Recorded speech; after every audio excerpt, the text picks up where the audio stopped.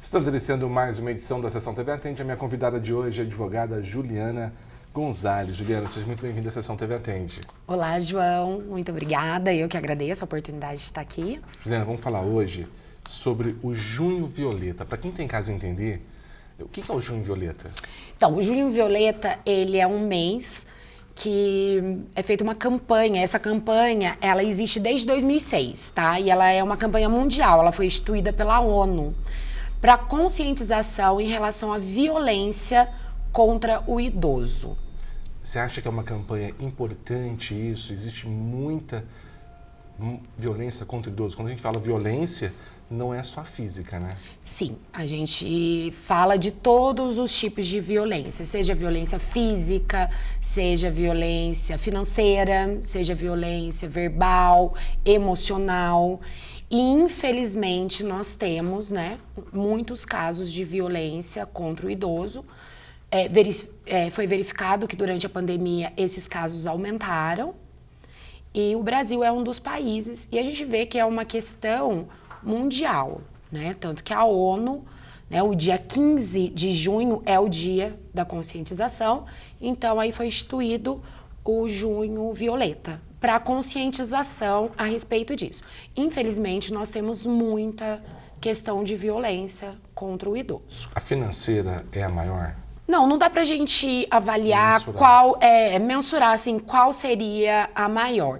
Porque o que acontece? Muitas vezes a violência física ou a violência psicológica, emocional, ela é muito velada. Ela pode acontecer dentro da residência, dentro do núcleo familiar e às vezes não chega ao conhecimento, né, das autoridades para que se tome alguma medida. Então, por isso, a violência financeira, que a gente vê em muitos casos, ela acaba sendo mais noticiada, porque ela chega mais ao conhecimento das autoridades para que se tome providências. Hoje, o que você percebe, quais as medidas estão sendo tomadas no nosso país para coibir um pouco essa violência contra o idoso? Tá, o Brasil, né, ele também aderiu a essa campanha e a gente tem desde 2004 em vigor o Estatuto do Idoso. Tá? O Estatuto do Idoso, ele é um instrumento muito importante nessa questão de tentar coibir essa violência. Se a gente for analisar o Estatuto do Idoso, alguns direitos que são colocados lá são direitos que já estão na Constituição, que, né, a gente pensaria, mas por quê? Né? Infelizmente, a gente tem, né, alguns nichos sociais, né, como por exemplo o idoso, o deficiente, a mulher, né, às vezes me questionam, mas por que determinada parte da população tem estatutos específicos? Por quê? Porque se verifica uma maior vulnerabilidade dessas pessoas. E é isso que acontece com o idoso, ele tem uma maior vulnerabilidade. Então, o Estado precisa vir e colocar, né? Não, nós estamos olhando por ele. Algumas regras têm que ser seguidas. Tem que ser seguidas. Então, a gente tem essas questões, direito à vida, saúde, a lazer, tudo que está dentro da Constituição mesmo, que todo mundo tem direito, tá? Ali é enfatizado que o idoso também tem esse direito.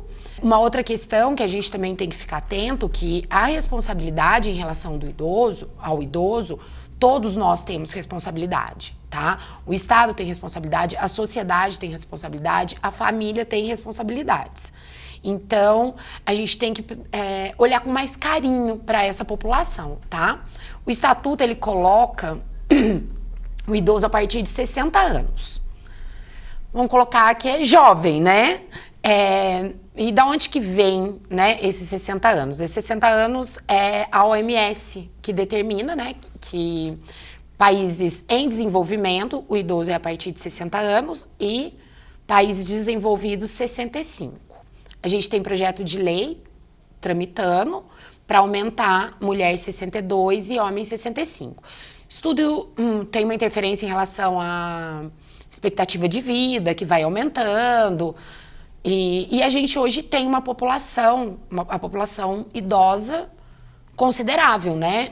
Foi aumentando. Na verdade, não é que aumentou É que nós estamos vivendo mais, a expectativa de vida aumentou. Então, consequentemente, a gente tem uma população idosa maior. Então, a gente tem que tomar algumas precauções, tá? Além desses direitos que eu falei, do idoso, que são direitos que todos os cidadãos têm, a gente tem alguns direitos específicos que foram colocados no estatuto, tá? Tem direito à prioridade, né? A gente vê aquelas plaquinhas de prioridade, tá lá no estatuto que o idoso tem direito à prioridade de atendimento, seja qualquer tipo de atendimento. E aí a gente tem a prioridade da prioridade, que são os maiores de 80 anos. Então, quem tem mais de 80 anos tem prioridade em relação a quem está entre 60 e 70 anos. A gente também tem o direito de alimentos. O que seria esse direito de alimentos? A gente ouve muito falar, o pai tem obrigação de prestar alimento ao filho, né? Isso é bem corriqueiro. O idoso também tem esse direito. Se ele não tiver condições de manter o sustento dele, ele pode acionar os filhos, tanto acionar todos como escolher um dos filhos, para que esse filho que tenha condições ajude no sustento dele, pagando alimentos para esse idoso. Uma outra questão em relação a isso é quando não tem nenhum familiar e o idoso também não tem, só que aí é acima de 65 anos, a gente tem o BPC, que é o benefício de prestação continuada. É o mesmo benefício que é pago para deficiente, só que eles têm que ser hipossuficientes financeiramente, tá? Tem que ter uma condição financeira precária. Lá tem toda uma regra, é feito um cadastro, que é o CAD único, e ali vai ser avaliado se ele tem ou não. Então, aí ele vai receber um salário mínimo por mês. Outro direito é o direito à saúde, tá? Então, tem algumas questões mais peculiares, todo mundo tem direito à saúde, mas o idoso, por exemplo, ele tem o direito ao atendimento pelo SUS domiciliar, se ele não tiver condições. Que Andradas eu não sei se já está implementados em todos os postos de saúde, mas eu sei que alguns já. Os agentes de saúde, né, visitam as casas e o idoso que não tem condições, o médico vai até a casa dele. Isso também está no estatuto, tá? O idoso também tem direito à profissionalização e ao trabalho, tá? Não pode haver discriminação do idoso em relação ao mercado de trabalho, tá? Porque assim, hoje, igual a gente está falando de 60 anos, nós temos pessoas muito ativas, produtivas e que querem trabalhar, né? Que ainda entendem que estão, né, aptos a contribuir para a sociedade e ter uma vida ativa profissionalmente. Então, é vedado também pelo Estatuto do Idoso. E a gente tem em relação ao transporte, né, que tem a gratuidade do transporte. Então, esses são alguns pontos que são mais relevantes do Estatuto do Idoso. Nesse contexto todo, a sociedade é fundamental também em relação a cuidar, a olhar, a denunciar. Sim. A sociedade ela tem um papel muito importante, tá? De fiscalização e de denúncia.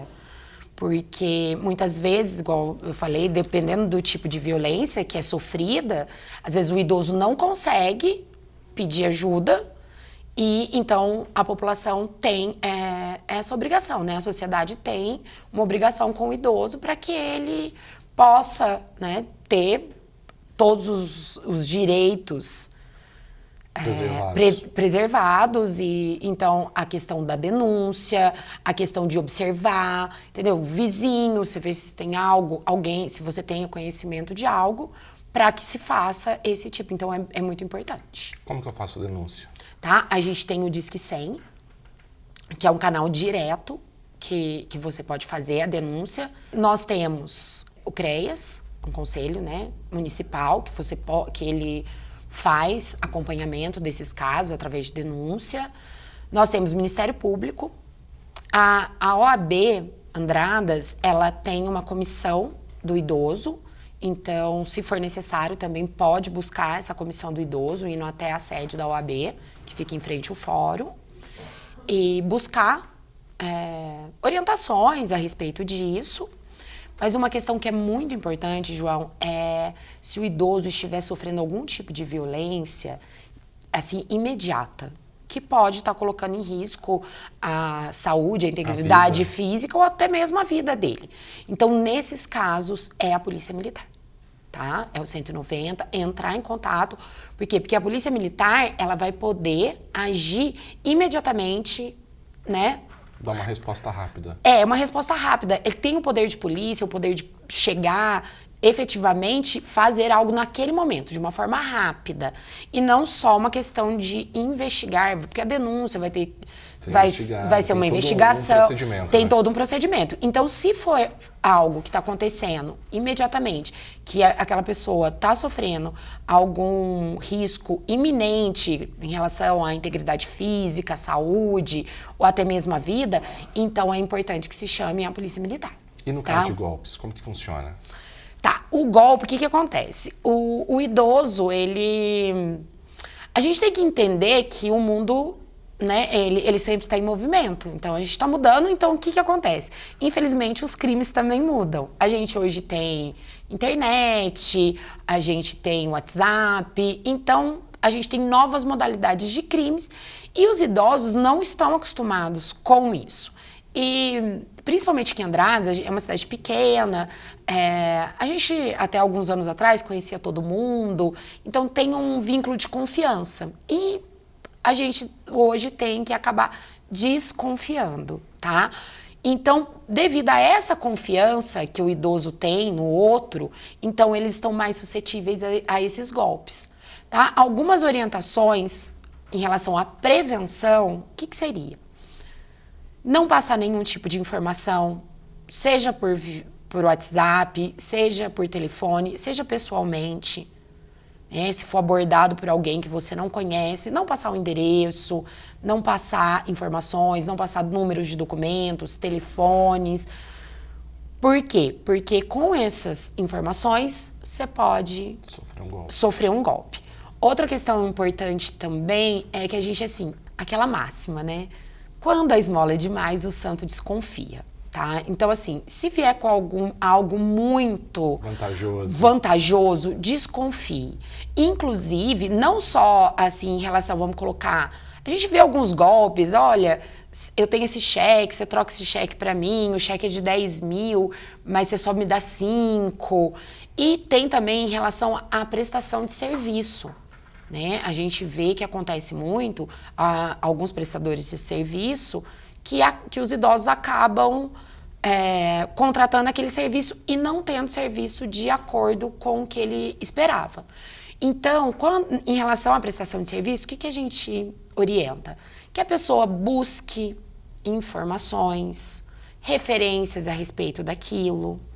Se for algo que estiver muito abaixo do valor de mercado, desconfie, porque é isso mesmo. Nada que é muito, né, vantajoso, normalmente é algo que pode te trazer algum problema. Buscar profissionais da confiança, buscar ajuda de alguém. Agora, caso tenha ocorrido um golpe, né, nós temos o PROCON, que pode ser acionado, ele fica na Prefeitura Municipal de Andradas, então é só ir até a Prefeitura e buscar o PROCON. E temos também, né, a Polícia Civil, Polícia Militar, fazer boletim de ocorrência e tudo mais. Só que o ideal é evitar, porque são tipos de crimes difíceis de você solucionar depois, tá? Por exemplo, você fez um Pix, para alguém, para um desconhecido. Então, reverter isso é muito difícil. Então, a gente parte do princípio que prevenir é melhor. Então, prestar atenção, né, nesse tipo de situação, né, tomar um pouco mais de cuidado, não ter tanta pena, né? A gente tem que ter empatia, mas, por outro lado, também a gente tem que se preservar. E a mesma coisa, eu acho que é para todo mundo, mas para o idoso principalmente. Com certeza. Juliana, eu queria muito agradecer a sua participação aqui hoje, essas informações tão importantes. Até uma próxima oportunidade. Eu que agradeço. Conversei hoje na Sessão TV Atende com a advogada Juliana Gonzalez.